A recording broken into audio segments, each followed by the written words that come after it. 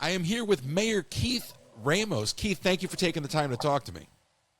Hey, Royce, thanks. Thanks for having me. I appreciate you sitting down with us. I'm sure you're very busy. Just for full disclosure to the audience, I'm talking to you. I've been introduced to you through our mutual friend Joey. My audience knows him as Yoey. And in many ways, we would have finished this interview if it weren't for him by now. So we're finally talking, and I appreciate that he put us together. Yes, that's correct. Yes. I have to give him a hard time. It's my job. So you were the mayor. Now, help me out. I cannot pronounce the name of this town. It's a German name. I'm a Jewish kid. Help me out. Frelinghuysen Township. And you were the mayor of Frelinghuysen for 3 years. Yes. And now you're an independent. Is that true? So I was always registered as an independent. And I would probably say before I decided to run for township committee, which is a story in of itself, I probably knew very little bit about the process. When I decided to run, I was surprised that I would have to change my party affiliation to be able to run in the Republican primary. If not, I would have had to have waited to go into the general election and then just put my name on a ballot. So I did. I changed my party affiliation, and I became a part of the Republican Party. Now, what was the jumping off point for you to run in the first place? Did somebody come to you? So I guess a few years back, so I've been living in Frelinghuysen for about 16 years now. And a few years back, a buddy of mine asked me if I wanted to join the rec committee. So I said, yeah, sure, I'll join it. But he had asked me for about 5 years to join it. I took myself off the road because I was going into the city a lot. And I decided I wanted to start getting involved so that I can, coach my kids and be around my kids a little bit more. While I was on the rec committee, there was just some things that I saw happening that I was getting privy to that I wasn't privy to before. Because, a lot of times if you're not in government and you're going on your day-to-day business, you're kind of ignorant to the things that are going on within your township, especially at a local level. So once I got privy to some of the things that were going on, I didn't like the conversations that were happening. I didn't like the fact that, we were $2.4 million in debt. No one could explain that to me. I didn't like some of the policies that were going on, some of the, expenses that were going on. They were talking about, putting in some type of, low-income housing, three stories high with, check cashing places and laundromats. And when I started to hear the rumblings of that, I said, I probably should get involved and start going to these township meetings. When I got on the rec committee and then I started coming home and explaining to my family what I had heard, my wife said, do me a favor. I don't mind that you're on the rec committee, but make me a promise that you will never get involved in township politics. I said, I have absolutely zero desire to get involved in that. And then I went to a meeting and I asked some questions. And when I was done with the questions, at the time, the mayor was out in the parking lot when we were done. And I was asking tough questions about finances, and they couldn't answer them. And to me, it was basic. 1 + 1 is 2. Don't tell me it's 3.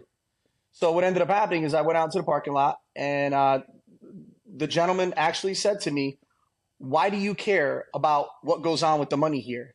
I am the king. I have the power. Now listen to that. The guy said, I am the king and I have the power. That's something that you would say inside your head. You wouldn't say that out loud. So I thought I was dreaming at one point. And it was actually right then and there that I went home to my wife and I said, listen, I'm going to have to run for township committee. I mean, there's just no two ways about it. And I guess part of that is because I've always believed that, I was coming home and telling my family what was going on. And if you're in a position that you think you can help out and make change and do something better, then you should do it. But if you don't, then you should be quiet and let the people that are doing it do it. Let me stop you either right get up there. and put your time involved. Yeah. First of all, as soon as you told your wife you weren't going to do something, that's almost like you jinxed yourself. Yeah, I know. Yeah, she brought that up to me as soon as I came home and told her. She said, you said you weren't going to do this, but I just didn't like the conversation that was going on, and I thought that I would be able to add something to it and maybe add some clarity, some transparency to what was going on and put the town in a better position, which we did.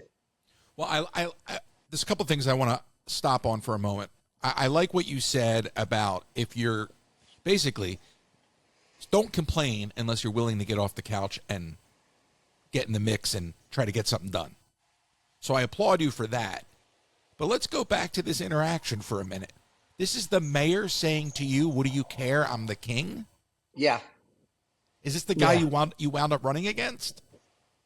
No, so I actually, believe it or not, I ran with him because it was two seats were up in that primary. So we ran, we both ran for the seats, and I mean, there was really nobody contesting the seat. Um, so, I mean, there was, but in a small town, these are not major elections. I'm just shocked. I mean, like you said, that's something that you whether you should be thinking it or not, it's another conversation. But that's an inside thought. It is The an inside hubris, thought, yeah. the hubris to say that out loud to you, and then that to be the spark that lit the fire for you. Well, and because it was so arrogant, and I still couldn't believe that it was said out loud. When things like that are said and things like that happen, it only makes you question more stuff. Like, if this is what we're so comfortable saying out loud, what's going on behind closed doors? Well, what did he think? You were going to accept that and just kind of put your head between your legs and walk away? I don't know, because he was on. He had served on a rec committee with me too, and I've been called a lot of things. Quiet is not one of them. Well, I can tell that 5 minutes of trying to set this thing up with you. I mean, I hate injustice, and to me, it just wasn't right. Yeah. So that's why I decided to run. I mean, that literally is the genesis of why I decided to run. I know that other people had asked me and thought there was like some, bigger cosmic reason, but it wasn't. I mean, a comment was made to me that I was very uncomfortable with. I was already going to the meetings for about a year before I decided to run, and I wasn't comfortable with the questions not being answered. There was a lot of executive sessions that were going on, which at the time I really didn't even know, to be honest with you, what an executive session was, Right. Why they were having them. I just knew that they were closed door meeting that the public wasn't privy to, which kind of bothers me in of itself, because there are certain things now being on this side of the table that you do have to discuss. And in New Jersey and state statute, it's pretty defined on what you can speak about in an executive session. But I come from the school is, if you don't have something to hide, let's just talk about it. We don't need to go behind closed doors. I get it. Contractual things of legality, when we're going to go through mitigation. I get that. But 99.9% of the stuff we can speak about right in public. I mean, we govern better when we govern together. And the people will not be able to help us govern if they don't have all of the information and the facts. It's so basic. Very basic. And in a world of so much information and such rapid access to information, we've lost sight of such the core fundamental principles of governing. And it is truly working together to accomplish what's in the best interest of the working class.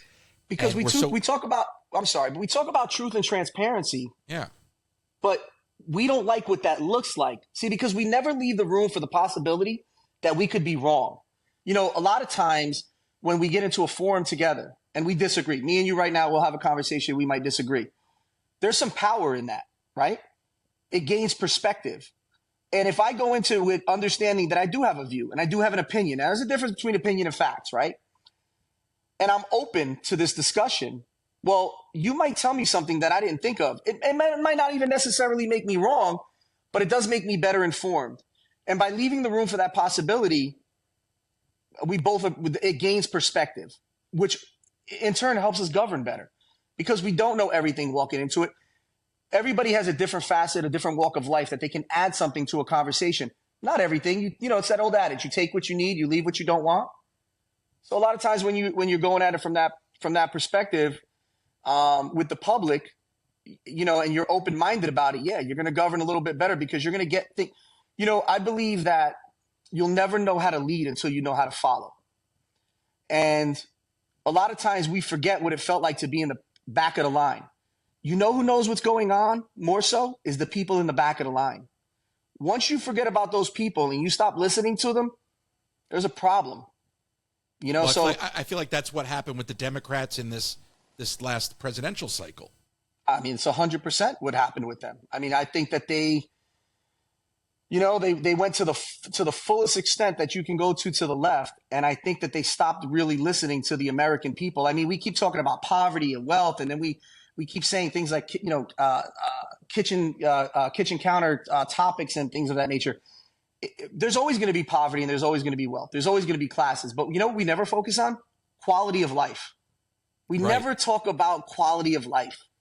You should not be able to work in a place. Should not be able to work somewhere that you cannot live. Teachers should not have to work 2 jobs in order to be able to afford to live. Teachers shouldn't have to pay for their own school supplies. That is just disgusting in of itself. No, they should not Appalling. have to pay for their own school supplies. Absolutely not. And show me somebody out there that thinks otherwise, because this is where when we talk about party politics, it's such a distraction from real issues, because we all want the same things. I really believe that at the end of the day. And to your point about having conversation that might breed disagreement, it's not about persuasion, it's about listening. That's where the Democrats lost. They started talking down to everybody and stopped listening. I mean, and there's culpability on both sides. My personal opinion is the Democrats got away from the Democratic Party that I remember when I was a kid. And it got so far gone that you no longer recognized it. The Republican Party made some ground up, and to me personally, became something that I was now more proud to be affiliated with. Because, listen, I was a registered independent for a reason, not for no reason. I'm not a fan of a two-party system. And it's not because, I think there should be one rule. I think that the power should be put back to the people. If you go on some of the websites that I've posted on, you can see that I've stood on this issue emphatically. The easiest way to divide is in half. And I think that that's what this two-party system does a lot. I mean, both parties at times talk out of both sides of their mouth, and then we forget the people that we're governing for. I mean, we keep saying things like we're here for the people. Are we really here for the people? No, they're there for their speaking engagements and to get their pockets lined by special interest money. They all go out on K Street and party together at night. So now my question to you is, because look, I've been an independent my whole life, so I firmly agree with you about the two-party system. We were talking, though, before we actually started recording, and I look at something like the open primary, and I have to ask, do you think that that's actually in the best interest of, because there was a time where I thought a third party would be the right thing, and now I feel like we're kind of damned either way. In other words, a third party isn't going to do anything right now other than create more problems. So I look at something like an open primary, and I got to ask, is that actually helpful, or is that actually designed to do the opposite of what we think it's there for? Well, I mean, if you're talking about in New Jersey, it's really not an open primary like we were discussing. It's more like a semi-open primary. I mean, in order for me to run, I had to change my party affiliation. And if you go to vote that's in the primaries, and if you go to the general election and you go to vote, I mean, then you can vote and you're going to pick a party, right? You're going to pick who's ever on that ballot. But in order to vote in the primary, you got to change your party affiliation. A true open primary where we can vote for the best candidate would probably, to me, be beneficial. I mean, again, I'm not a fan of the two-party system because I think that that's just the quickest way to divide. I mean, I would rather not see that. I mean, as far as we look at the special interest groups and all the money that's thrown at this and all the war chests. I mean, let's take the money off the table. When you start taking the money, which I believe is the root of all evil, but when you start taking the money off the table, you know what's left? The truth. That's what's left. It's the truth. So take all the money away. Let's have some requirements to run for any elected position, and then let's give free airtime. I don't know why we can't. And everybody gets the same amount of airtime, and we level the playing field. We balance it. And then you could have your 30 minutes, and you can get up and you can sling mud if you want, or you could speak about the issues that are important to the public. You could do whatever you want, but balance the playing field, take away the party interests, take away the war chests, and I think that you will close some of this, because I feel like what we're doing, especially as you get up there in politics, we're worried about the next election. We're worried about being elected again. I mean, that's why I believe in term limits. We just roll right from one to the next. That's all we do. And I don't know what we're really getting achieved. I mean, a lot of this is smoke, screen, and mirrors. I mean, why do we have to have a 6,000-page bill to tell us what you can tell us in 12? Right. Why are we still doing that? Because we know people won't read that. So we can bury it with pork, and then we can get away with murder. Well, it's the same way that, like when we talked about internet. Internet is a matter of infrastructure, not a matter of convenience. But yet we kept calling it a matter of convenience. And then you go and you put these e-connectivity grants out and all these grants talking about high-speed internet access to rural towns throughout the United States, and we bury it. Why not give me the first 10 points of what I need to apply for this grant so that I can determine if I'm going to be able to apply for it or not? I shouldn't have to go out as a small municipality and hire a grant writer or spend hours and hours reading through all this paperwork. Just give me the points. Give me the talking points. You have to be within this amount of people in this radius. You have to have this demographic. Like, give me the points of the grant, and then and it'll be easier. If you really want to give me the money, don't make it harder. Make it easier. You make it harder because you don't want me to get the money. Well, that's just it. And they're also it's also creating a barrier for other people to get involved. Mm-hmm. When you were running for mayor, what kind of money did you have to raise to win a successful election? None. I mean, in a small town, it does. You're going to talk about you're talking about a town with 2,200 residents, 780 homes. So it's not a big town. I mean, listen, I was the mayor of Freelandheisen. It's a beautiful town, but I'm not the mayor of New York City. Not yet. So you put that in perspective. But you're not raising any money really. What you're doing is you're actually getting out there like a grassroots campaigning. You're speaking to your constituents, and you're letting them know where you stand. I mean, when I ran on transparency. I ran on fiscal responsibility, and I ran on bringing more high-speed internet connectivity to our township. I mean, when I first got on committee and I started going to these meetings, even before I was on committee, my town had 3% of my town had access to high-speed internet. That means 97% of my town had dial-up. That's crazy. It is. I mean, I've been to the Midwest where there's a hotel and nothing else, and it still had high-speed internet access. Yeah. There's third world countries that had better internet access. And that becomes an education issue. Absolutely. I mean, this is the way that we get our information. I mean, who's still reading a newspaper? That's why I said it's no longer a matter of convenience. This is a matter of infrastructure. And nothing shined a light more on that than the pandemic. I mean, when we were all forced to stay in our homes and this was the only way that we were going to communicate or go to school, you can't get out of school with dial-up. Nope. So it again, not to mention, by bringing these much needed services to your town, you increase the value of your town. I think it's kind of cool to share with folks how accessible the idea of running for the office of mayor can be for them. I think people think that politics is inaccessible, and I love the idea of having more working class folks taking an interest in leadership.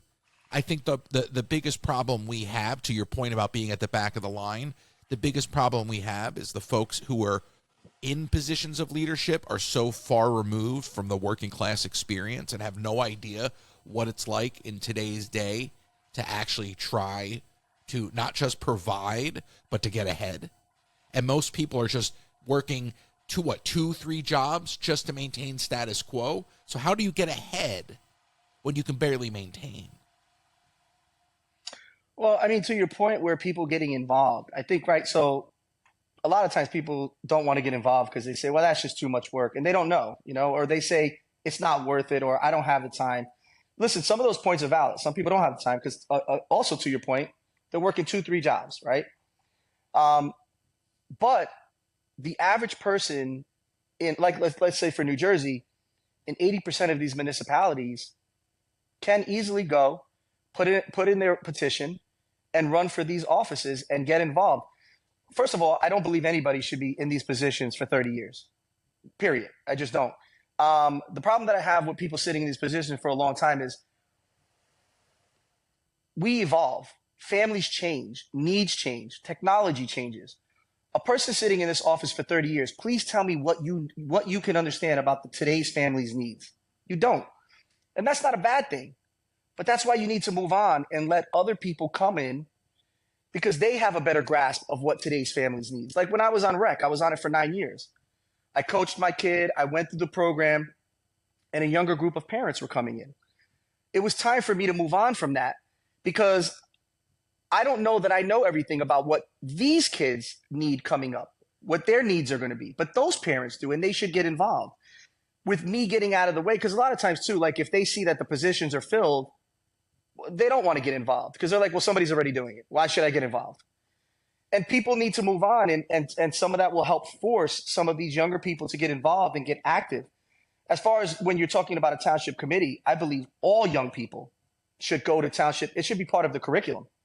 You should have to go to your local township meeting and put in a couple meetings and then sit with whether it's your mayor, your deputy mayors, or just your board members or your committee members and interview them, ask them questions, ask them what a budget looks like, ask them what a municipal budget looks like, learn about the caps inside and outside the caps. and ask these questions and become better informed. Because if they become better informed, maybe they don't want to run, but maybe they go home and they're sharing it with their younger brother or sister or their friends, and now their friends get intrigued. That's how that stuff takes shape. But people should get involved. You don't have to get involved where you're going to run for committee, but you should get involved where you have somewhat of a working knowledge of what's going on in your town, because it's a microcosm view of exactly what's going on in our country. So it's always best to go to the municipal level. Listen, for me, I think being on a committee of a small town is probably one of the hardest things you could do, because I'm sitting right there in front of my residents and I'm accessible all the time. So you're going to see me in the street. You're going to see me at a game. You're going to see me at a soccer game, and you're going to come up to me and you're going to ask me and you're going to hold me accountable right then and there. I don't live in Washington, and I'm not in Washington governing for Ohio. You know what I mean? Like, it's just not working that way. I'm in the governor's office and I'm not seeing each and every constituent. Here, out of 2,200 residents, I probably know 1,000 of them. So they're accessible by my cell phone, by my email. They know where I live. They know what times I'm going to be in town hall. So we're right there in front of them. But I would recommend anybody that is interested, at least go to a meeting and see what it's all about. It's not, honestly, a little bit of time. Now, information is so accessible that you could type in anything and get the answers. And as long as you have a certain level of comprehension, you'll be able to understand and follow it. And then ask pertinent questions. If you don't understand it, there's nothing wrong with asking the question. Well, what does in the cat mean? I read it, but I really couldn't understand it. Oh, this is exactly what it means. And nobody should have a problem with explaining that to you. I mean, if you're asking your public officials to explain something, and there's nothing wrong with them not knowing everything, because you're not going to know everything. But if this is the stuff that they're governing with, they should be able to explain it and simply explain it. Because if they cannot simply explain it, then they don't understand it. And that's where a lot of the problem lies, because we don't understand the stuff that we're actually spewing. Well, that goes back to the reaction that you got, which was, what do you care? I'm the king. Because he didn't have an answer. So he got an emotional response.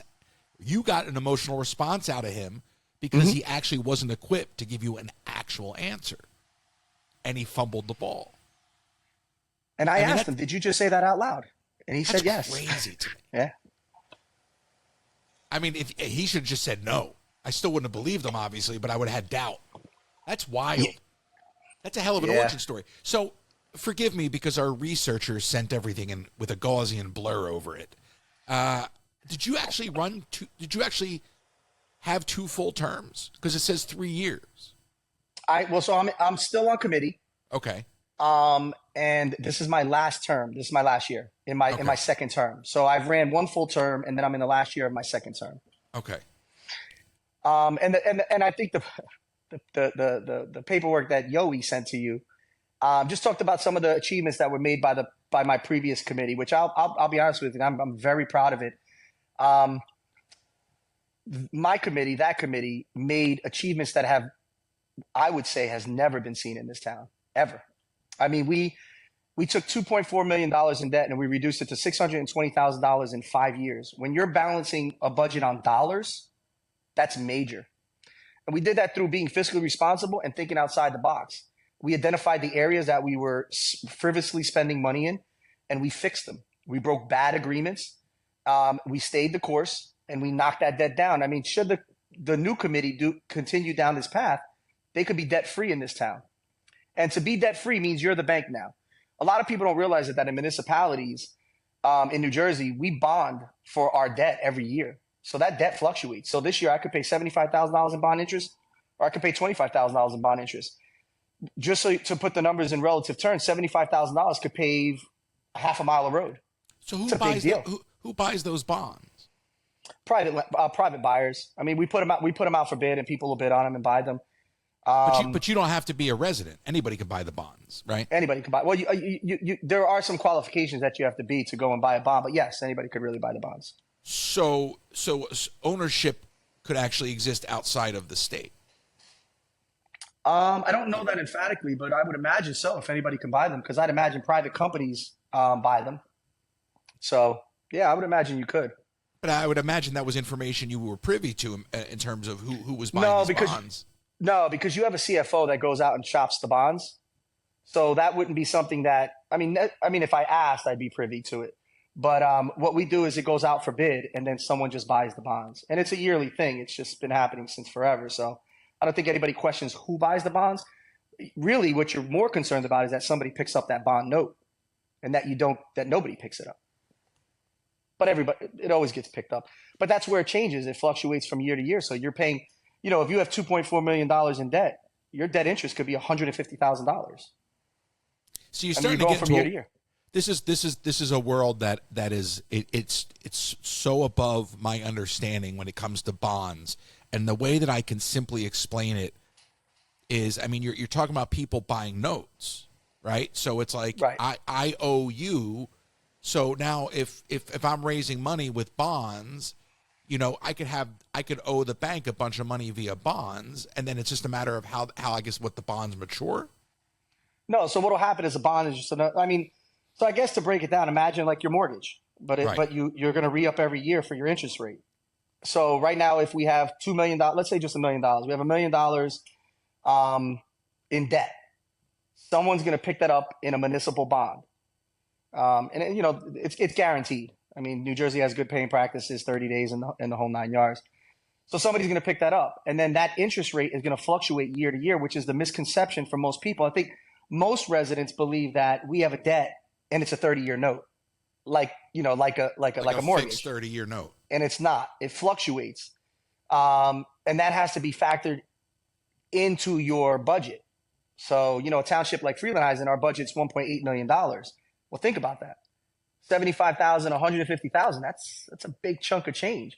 So you want to kick your debt down. There's power in being debt free. Listen, in life in general, a smart finance person understands that there's power in being debt free. You become the bank. So instead of paying $75,000 in bond interest and we're debt free, we now make money on the money we're sitting in the bank. So does that mean now you can sell bonds? No, this doesn't mean you can sell bonds. What it means is, like, let's say as a municipality, the money that we take in from taxes, we have sitting in the bank, and maybe we're making 2% on our money now that's sitting in the bank. The local economy, that's fascinating to me. I've never even stopped to think about how that's separate from everything else, and how you're literally running your town as a business. Yeah, this has been a big discussion. So you know what? It operates a little bit different than a business because you're not really there to make a profit, but you do have something called a surplus. And in New Jersey, you have something called caps. So you have in the cap and out the caps. In the cap is basically all of your operating procedure budgets. And outside the cap is like your pensions, your bond interest, your debt notes, all of that stuff. And there's some other things that are outside there. The stuff that's outside the cap can blow out your cap, and then it goes directly to your residence, which hitches your tax levy. So a lot of people, like in Jersey, believe that there's a 2% cap. And there is, but if there's stuff that goes outside that cap and it has to be paid, it's going to be paid through the tax levy. So you could see your taxes go up more than that. And remember, that's just your municipal tax. Then you have your school taxes, which is your local and your regional tax. Then you have your county taxes. You have your library taxes. I don't think any of this is helping people want to get involved in government. No, but you know what? It's really not that intricate. You can learn that you learn that as you go through it. Nobody's expecting anybody to come in and know that day one. Listen, I think that if you want to get, at least at the local level, if somebody wants to come in and get interested in politics, you have to have one concept. You want to do what's in the best interest of the team, of the group. It's team above self. If you go into it doing what is best for the township and its residents, and not yourself, not your friends, and none of that, you'll succeed. You'll always succeed. 99.9% of the time, when you do what's in the best interest of the group, you are part of the group. See, a lot of times we forget that. We think in terms of singular. You are part of the group. So do what's in the best interest of the community, of the residents. Put their needs above your own. Means, you know what? Don't pave your road. Pave the worst road, not your road. When a friend asks you for a favor, there is no favors. We're doing what's in the best interest of the group, of the team, of your community, and your residents. That's the only qualification that I think that someone needs to get involved at any level of government. The rest of it will work itself out. When you're getting involved in the beginning, it's always a work in progress. Nobody comes in day one knowing this right off the bat, unless you were built into a family of wealth that were all politicians and you got tutored since you were at a young age. I just don't see that happening for anybody. And I think when those people come up that way, you're disconnected. Right. You don't know what's going on in the community. You don't know what the normal person needs. I mean, when I look at it, when we talk about taxes, the reason why I take finance and taxes and debt so serious is because I look at my seniors, right? So my seniors are on a fixed income.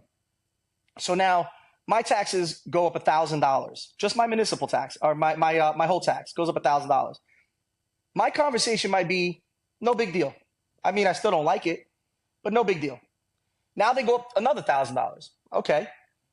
But there's a number for everybody. So when you're looking at your seniors and we're just arbitrarily saying, well, it's like taxes, they go up, it's certain. It's the wrong attitude, because there's a senior who lived in this town. Their family, their parents and grandparents lived in this town. And when we make these bad decisions, we hurt them. And we're a farmland community. We hurt the farmers. So what ends up happening is we don't keep our eye on the prize, and we don't recognize that all of our conversations are not the same. So when we look at it as $1,000 being arbitrary, that's the number that's going to force this senior who's lived here their whole life, grew up here, their families lived here, right out of the town. So what we're going to do is we're going to price the very same people that we, for some reason, keep talking about how we want to protect right out of the town. And it's not $1,000.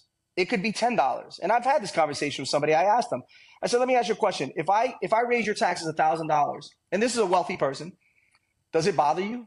And they said no. I said, how about $2,000? Well, $2,000 would bother me. How about $4,000? Oh, that would be way too much. How about $4,500? That's ridiculous. How about $4,510? And you see, now they're starting to get the point that regardless of what the number is, there is a number. Right. So with my seniors, yeah, $10 can make the difference. So let's not be arbitrary about these finances.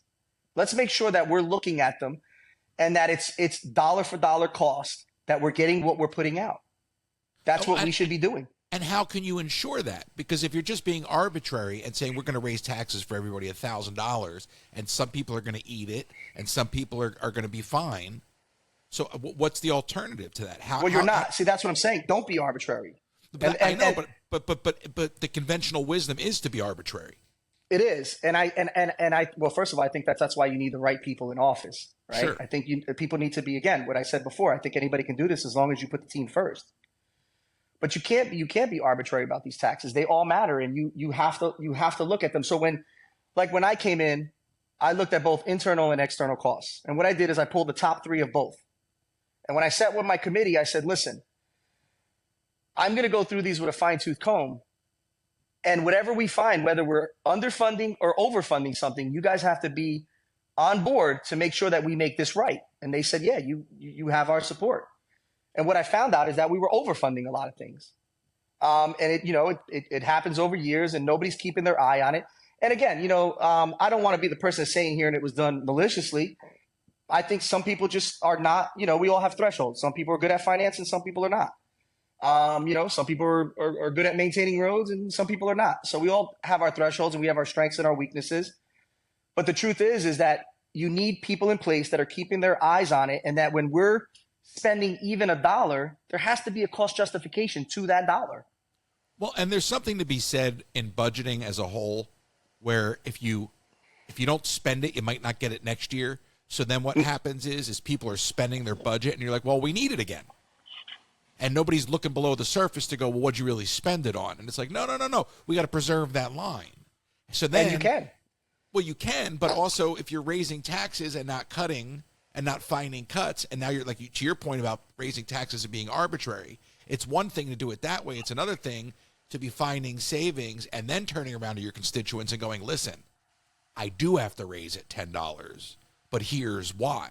And if you actually have a justifiable case and can point to the fact that you did your homework, they might be more inclined to do it than you just saying it without reason.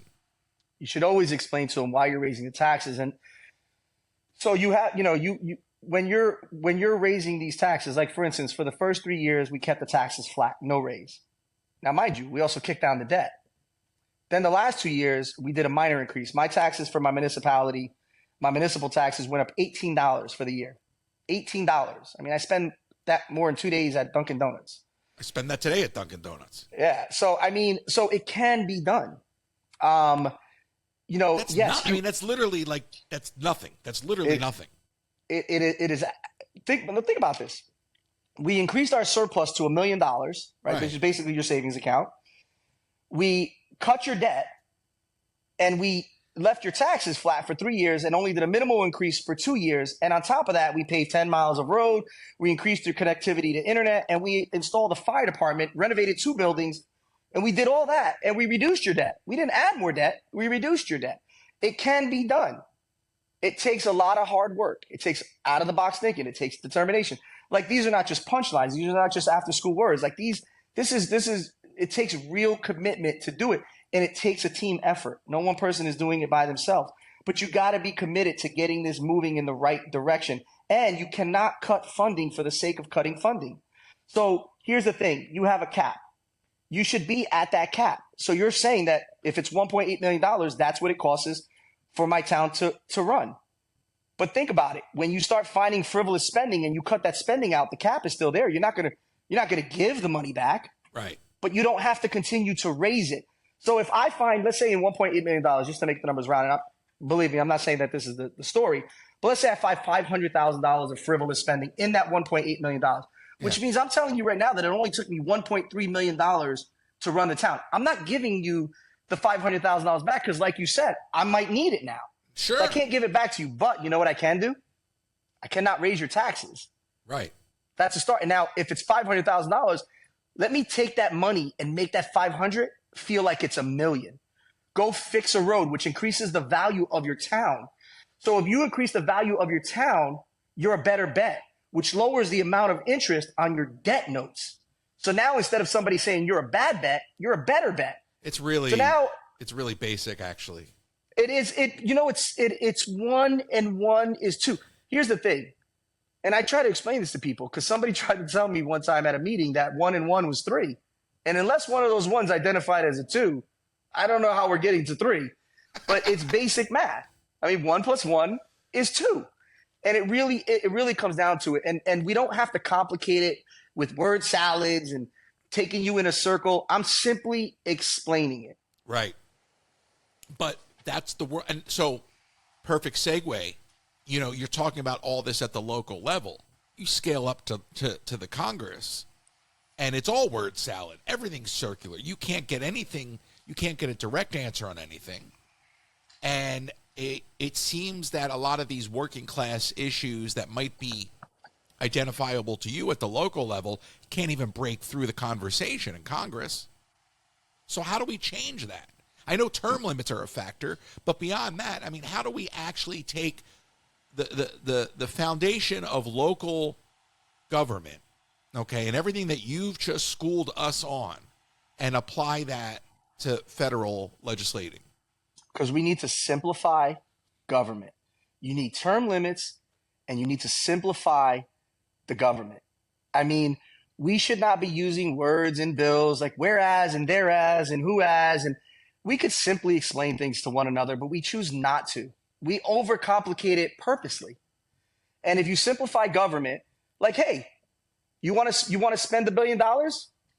Give me the itinerary of what we're spending on. Please don't make me read through this whole thing to find out that you buried, $500,000 to determine what the gender identification of a frog is. It's ridiculous. Yeah, but what are we doing? I'm talking, and I agree with you, but I'm talking about just the sense of priorities. I mean, even when it comes down to the hearings for these cabinet appointments, there's nothing going on, and it's not even a party thing because it cuts both ways every time.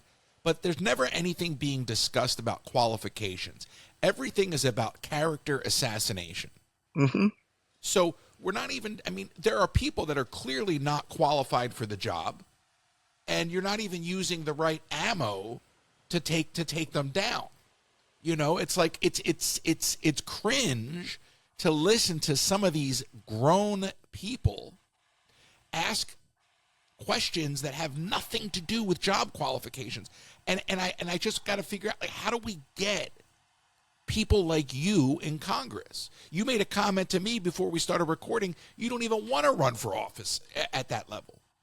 Well, and I don't, I don't know if that's something that I'll aspire to do later on. I mean, listen, I don't really consider myself a politician, right? I saw a problem and I thought I can help fix it, and I tried to do the best that I could with the information that I was given in the time that I was allotted.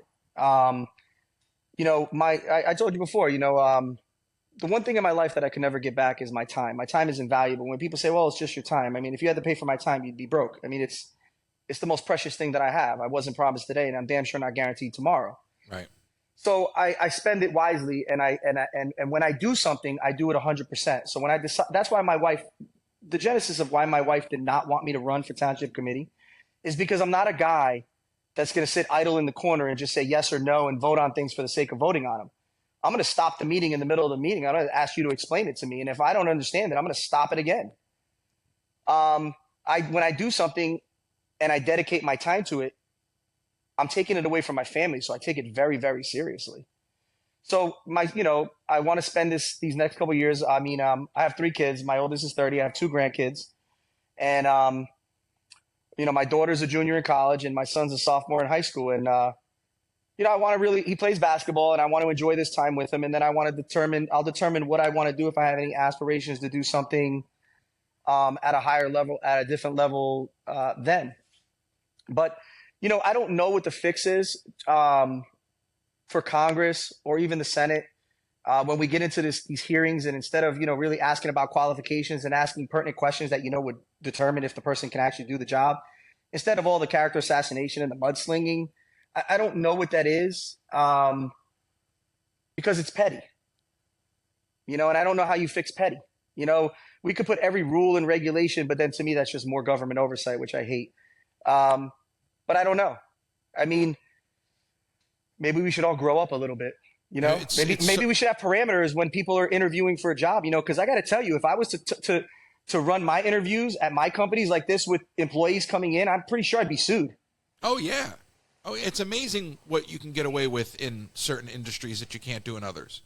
On national TV. On national TV. Crazy. Well, it's crazy. And the whole country's it's all turned into one big reality show. Right? So everybody gets up there and they get their minute to grandstand, and they know that, oh, this might be my moment in the national spotlight, so let me take it. Let me dress you down instead of actually just finding out why you may or may not be right for the job. And look, there are people that are being put up there right now that are seriously not qualified, and they're going the wrong, the Democrats are going the wrong way about approaching it. And we've seen this before. I mean, we've seen the other version of this, where just this is the way it's going right now, obviously. And I just look at this, and that's what you said. You said, grow up. I mean, it's that simple. It's like literally, you people are adults, and I look at them and I go, you act like children. And then how are we supposed to inspire the next generation of leaders if this is our reference point? What we should try to instill in the next generation and our kids, and even start to preach this, again, and it comes back to this 2-party system, and I'm not just saying just Republican Party, just anything that we use to divide people. Sure. It's not me against you. And we get caught up in that, right? Our feelings get hurt, and then it's like, that's it. It's me against you, and we're going to battle this out, and we throw all caution to the wind, and then we start doing that mudslinging and the character assassination. But it's not me again. I actually just said this in my meeting 2 weeks ago. It's not me against you. It's us against the problem. Why can't we get that through our thick heads? That there is a problem, right? If we're talking about quality of life and we all want to do what's best for the team, like I've said here with you several times, then let's talk about the problem. Maybe we both have a different way to solve the problem, but it is still our problem. If we found out that there was a meteor coming towards the Earth and it was going to end half of civilization, you think there would be party lines? You think we'd be like, well, I don't know, you're a Democrat, you're a Republican. I mean, no, we would be all coming together like we did after 9/11, and we would say, this is a human problem. This is not a you problem or a me problem. This is a we problem, and we need to figure this out. No, please, we'd be arguing over whether it's a rock or a drone. We'd be fake. First of all, it'd be fake news, and yeah, absolutely. It's crazy. It would definitely be a drone, though. By the way. So it's always a drone. That's amazing too. Actually, it would be Trump. Actually, if it was a meteor, it would be because Trump made the meteor come. Oh my Lord! The idea it's all hysterics, right? And the idea that it's we versus the problem, again, really, really simple concept. But then you got to ask, what is the problem? And there are so many problems. I personally think the largest issue we have is our standing on the world stage. When you look at how far behind our kids are in terms of being able to be leaders in the emerging markets, new technology, artificial intelligence, all of these things, right? Robotics, our kids are behind the eight ball. China is crushing us. And look, you know this, I'm on TikTok, right? We just got played over the weekend by China. And it's apparent to me that it's Chinese propaganda. And it's got nothing to do with party, okay? It is. No, but they literally showed us the hypocrisy of it all. Yeah, but by Sunday, 95% of the people paying attention to it, and I use the term paying attention loosely, think the problem's solved, and there's been no resolution at all. No. We have 75 more days of uncertainty. And if you're somebody that makes a livelihood off of that, then you look at that and you go, what just happened? And it's like, obviously that's not the most important issue. But to your point, it brings out the hypocrisy. But hold on, Royce. Is it not one of the most important issues? Because, again, yeah, there is some major hypocrisy in this. And listen, I told you this is my first podcast. I'm not a big social media guy. But let's look at it on its face, right? So we did it under the guise that TikTok is controlled by China, and they're mining our data and they're taking our data, right? So that's kind of the consensus, right? We agree on that? Absolutely. So then wouldn't that be considered a terrorist act? Yeah, but it's not a free speech issue. Right, but hold on. If that's the case, then why hasn't the government really got involved? But they didn't. So now then the next question to me would be is Google, Facebook, and Twitter and all these other people not mining our data? But that's okay. Is it because it's U.S.? And do we know for certain that they're not trading it to other parts of the world? I mean, I don't. So is it just something that we're doing under the guise to start to control? Listen, either we have free speech or we don't. Which one is it? Like, pick a side. But we don't have free speech on platforms like Meta. But I'm just not a fan of them saying that they're going to ban something and they're going to go under the guise. And again, this is my personal opinion, that they're mining our data when I feel like my data is being mined by everybody. Oh, sure. You have an Amazon device in your kitchen. It's listening to everything you're saying.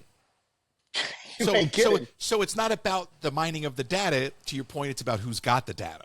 Correct. And they don't like that China gets access to the data that they want. Do you know that China doesn't get Facebook's data? I'm sure they do. Right. That's what I mean. But my gripe is this, and this is coming from somebody that makes a living off the app. Like, y'all voted to get rid of it. And you can't even make your mind up after you made your mind up. And that is the hypocrisy of government.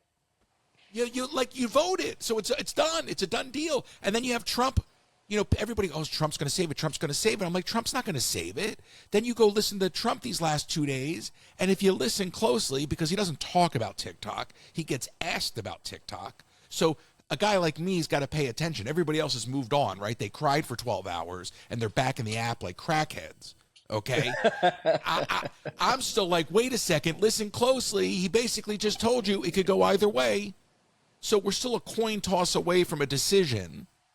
And I don't think that Trump really gives I'm told you not to curse, so I won't curse. But I don't think Trump gives two boops about it, especially when he's talking about, China controls the Panama Canal. Okay, whether they do or don't, it's not even the point I'm trying to make. It's just you can't talk out of one side of your mouth and say China's bad, and then go, out of the other side of your mouth, we have so many products from China, what's one more? Because it benefited him. I mean, he used TikTok, he used the platform for his campaign, and it benefited him, which is why I don't know if I totally agree, because I think he might be really mulling it over. I think he might be thinking about it. I think he has Elon Musk on his team, and I think that it's something that's probably, it's not on the top of their radar, but it's not something that they're just going to sweep under the rug because now it's served its purpose. I think that they realize that this is a real tool that can be used. Listen, am I comfortable with my data being mined by China? Absolutely not. I'm just calling out the hypocrisy of it. If you really feel this way, to me, that's an act of terrorism. What are we going to do about it? We're going to just ban the app. I mean, what about Binance? I know that Binance has a U.S. version of it. It's still controlled by China. What about that? Well, what other apps? What about Zoom? There you go. Zoom made so much money off the pandemic from us. I mean, China was the number one benefactor of the pandemic. Yeah, I mean and again, therein lies the hypocrisy of the government. Listen, the jury's out on TikTok. It has 75 days. I'm going to be real interested to see. I don't want to see what they do. I want to see what they say. I want to see if they don't ban it, why they're not banning it. I want to see what their stance is. I mean, did China stop mining our data? Are they going to put restrictions on it and have an agreement with China? Are they going to force China to sell it to a U.S. entity? Can you? Is Elon? I don't know. I mean, you can't force them. No, you can't force them. Well, you can browbeat them and manipulate them. Okay, but I don't think they're going to allow for that. And I think at the end of the day, there are much bigger battles that Trump is going to take on with China, and that's not the battle he's going to die on. That will become a bargaining chip. But I wonder if they're not going to rope it in at some point. Sure. Because this was, you got to remember, like for most people, like for me, right? I'm looking at the bills. I'm looking at the border.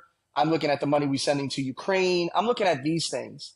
Yes. But remember, I'm a certain age, and the majority of the younger generation, they are looking at this TikTok, and this has actually gotten people a little bit more up to date on what's going on in politics because it actually physically touches them. For older people, they're saying things like TikTok schmickschmock. They don't care. Well, for younger people, they do care. I mean, listen, my son had a whole opinion on this, and he sat and you know he's 16 years old, so the most you get from a 16-year-old is a grunt. But when it came to this and then canceling it, he's like, "Yep, TikTok's down. People are downloading the Chinese version."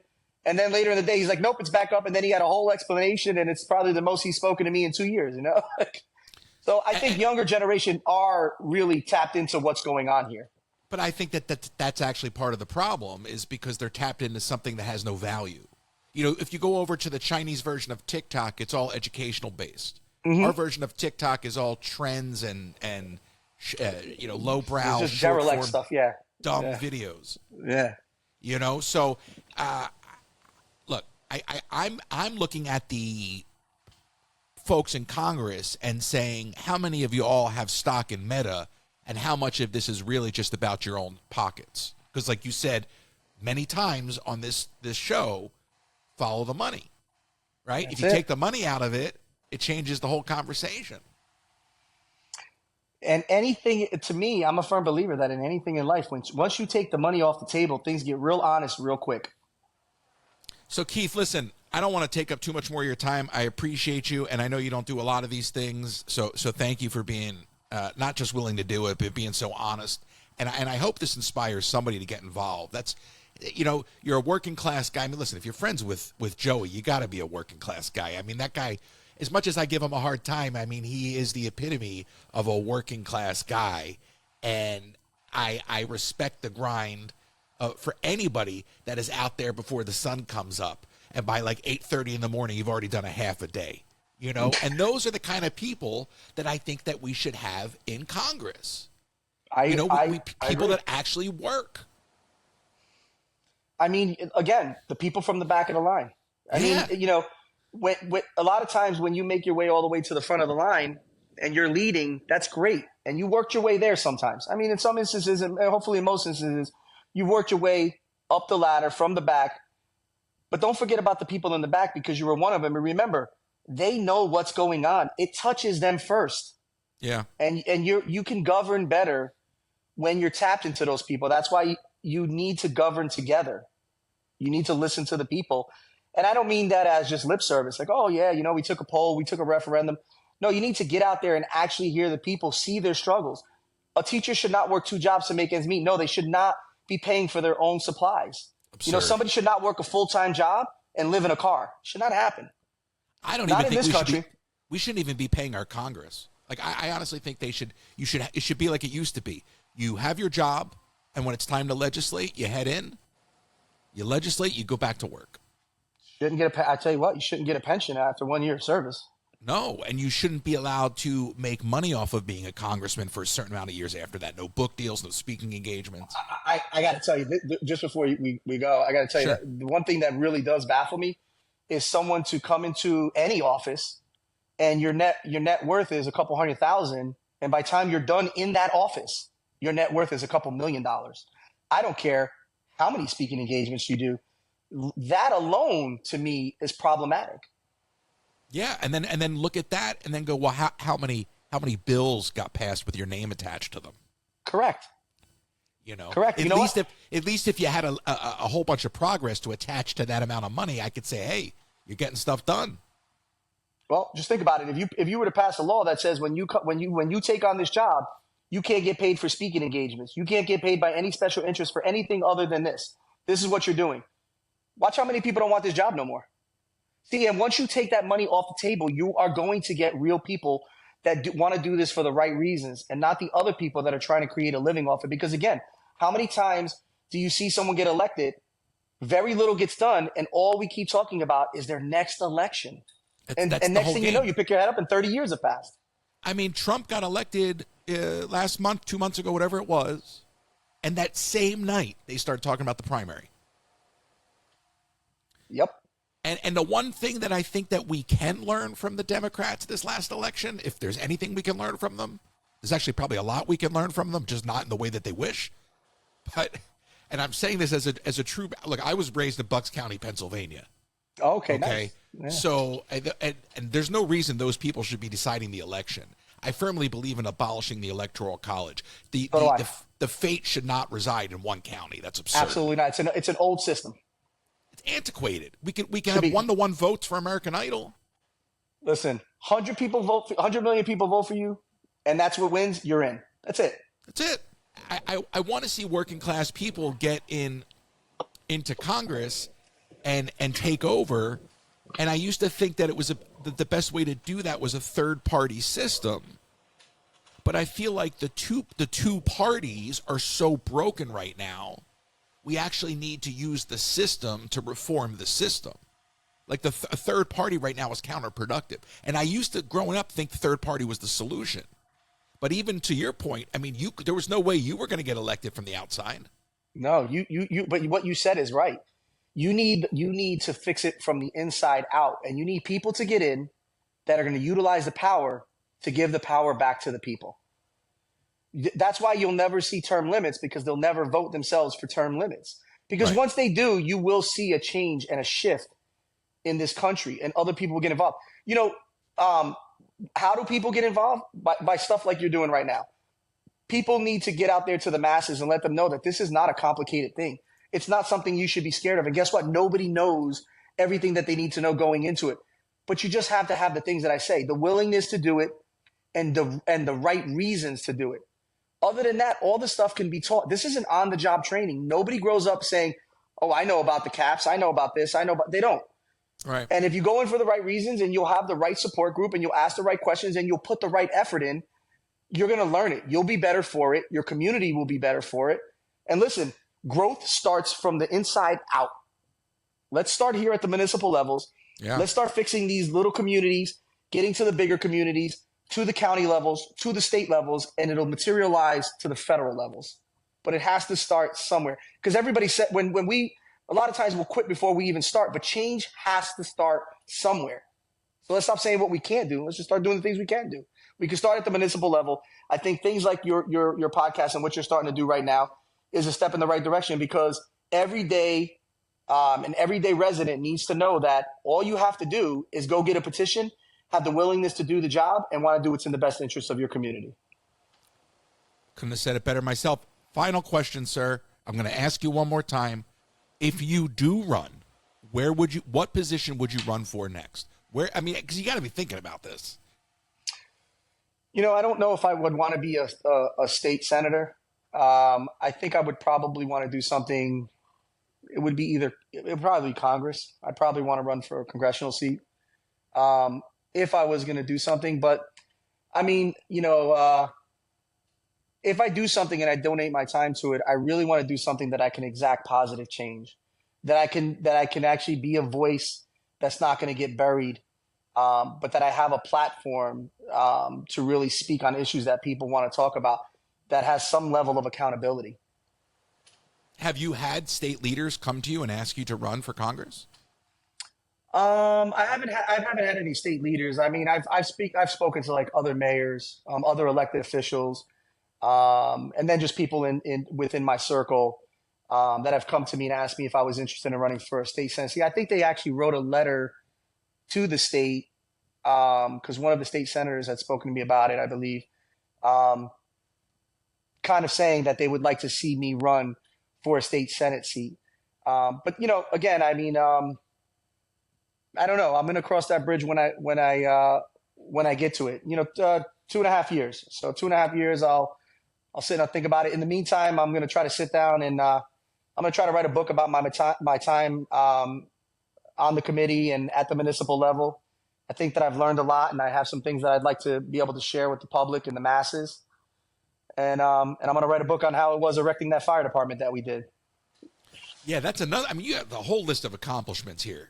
That fire department is probably the single. So it's the first fire department erected in the state of New Jersey in almost 40 years. That's wild unto itself. We renovated a building. We now have 19 members. We got 5 vehicles. We did all of this at zero cost to my residents. I mean, they can't even build a birdhouse half the time. You couldn't even build a bench.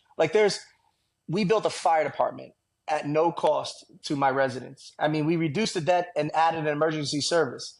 And it was an amazing accomplishment. Director McCutsky from DFS at the state came down, and everybody that was involved, it was blown away. Matter of fact, I think their exact words when they spoke to us is, "Are you sure you want to do this? Because the conversation today is people are trying to close down these emergency services, and you're trying to start one." And I said, "Yes, we are."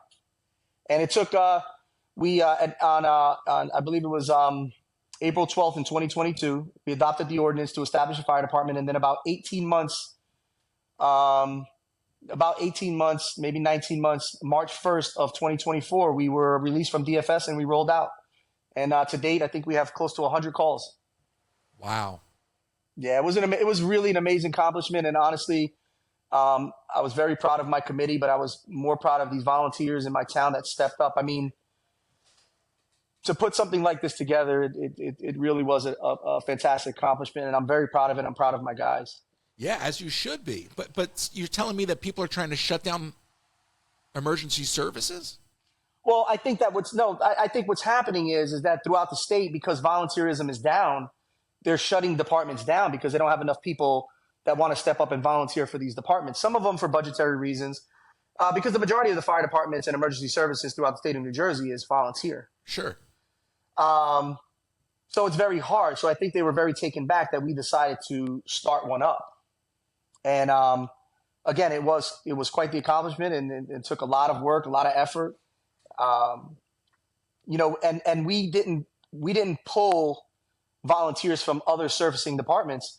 We actually added to mutual aid. So we got 15 volunteers that weren't working with anybody else to step up and volunteer for their town. So as you can tell, I'm very proud of that accomplishment. As you should be. And I'm glad you brought it up, because actually out of all the things that I was reading, that was the one that jumped out at me at the most. My childhood best friend, someone Joey knows, started out as a volunteer firefighter, had a career as a New York City firefighter. So firefighting and first responders are near and dear to my heart, and that's just a remarkable accomplishment. And listen, this is why we need guys like you in Congress. Forget state senate.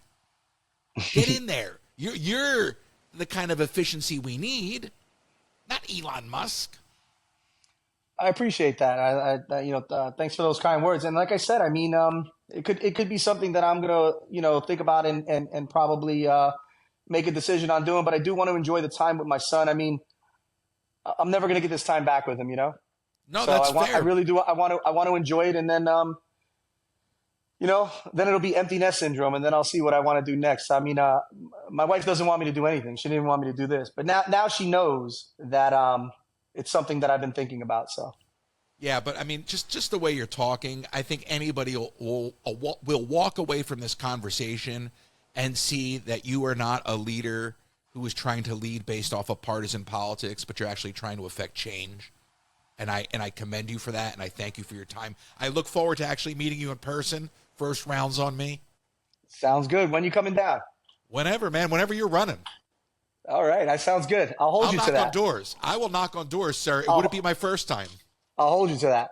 Hey, I'll knock on a couple thousand doors for you. Sounds great. Well, listen, thanks, Royce. It's been a pleasure. Pleasure, sir. Talk soon. Have a good evening.